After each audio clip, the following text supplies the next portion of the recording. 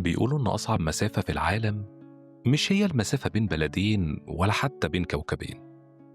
أصعب مسافة هي الشبر اللي بينك وبين نفسك، المسافة اللي بنحاول طول حياتنا نملاها بدوشة، بشغل بقى، بخروجات، بموبايلات ما بتفصلش، بس عشان ما نسمعش الصوت اللي طالع من جوانا. النهاردة يا صديقي أنا عازمك على قعدة صلح، وما تخافش، مش صلح مع حد زعلان منه ولا صلح مع ظروفك، صلح مع الشخص اللي ساكن جواك وانت حابسه في أوضة ضلمة بقالك سنين. طب لاحظت قبل كده احنا بنستهلك طاقة قد ايه علشان نبان كويسين؟ بنقف قدام مرايتنا نظبط الهدوم، وبنقف قدام الكاميرا نظبط الابتسامة، حتى بنقف قدام الناس نظبط الكلام. بس جواك في طفل خايف، في إنسان تعبان من الجري ورا سراب مش بتاعه. على فكرة احنا بقينا شاطرين جدا في تزييف السعادة، لدرجة إننا صدقنا الكدبة. بنخاف لو بطلنا نضحك الناس تمشي، وبنخاف لو قلنا أنا مش قادر العالم يتهد فوق دماغنا. بس الحقيقة العالم مش هيتهد ولا حاجة، انت اللي بتهد نفسك علشان خاطر عالم مش مهتم أصلا.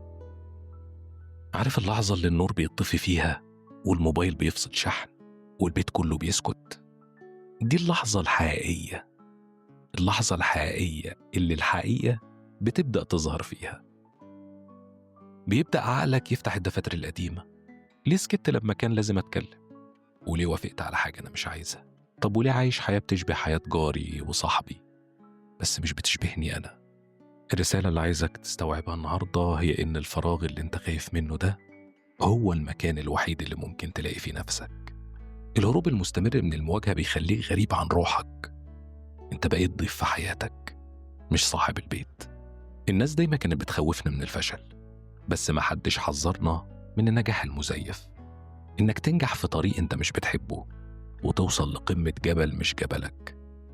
الشجاعة الحقيقية مش انك تواجه عدوك، الشجاعة هي انك تواجه نفسك وتقول لها انا مسامحك على الضعف، ومسامحك على الخوف، ومسامحك على كل مرة خذلت فيها نفسي علشان ارضي حد تاني. على فكرة انت مش مطالب تكون بطل خارق ولا مطالب تكون ملهم لأي حد، انت مطالب بس انك تكون بني آدم حقيقي، لأن الحقيقة هي الحاجة الوحيدة اللي بتعيش لما كل الديكور ده بيقع. تخيل لو قررت من بكرة انك تبطل تمثل، لو قررت تقول لأ للحاجة اللي بتستفزك وأيوة للحاجة اللي بتفرح قلبك بجد مهما كانت بسيطة أو تافهة في نظر الناس. ساعتها هتحس بالذنب، يمكن في الأول، بس بعد شوية هتحس بوزن تقيل أوي اتشال من على كتافك، وزن القناع اللي كنت شايله طول السنين اللي فاتت. قبل ما تمشي وتنسى الكلام ده وسط زحمة اليوم، خلي الجملة دي حلقة في ودنك. لو ضيعت نفسك وانت بتدور على إعجاب الناس، حتى لو العالم كله سقف لك، هتفضل تحس انك لوحدك. ارجع لنفسك، صالح مع عيوبك، وحب النسخة المكسورة منك، لأنها هي دي اللي بتخليك إنسان. وفي النهاية شكرا لأنك شاركتني اللحظات دي من هدوءك. نتقابل الحلقة الجاية وانت أقرب لنفسك شوية. سلام.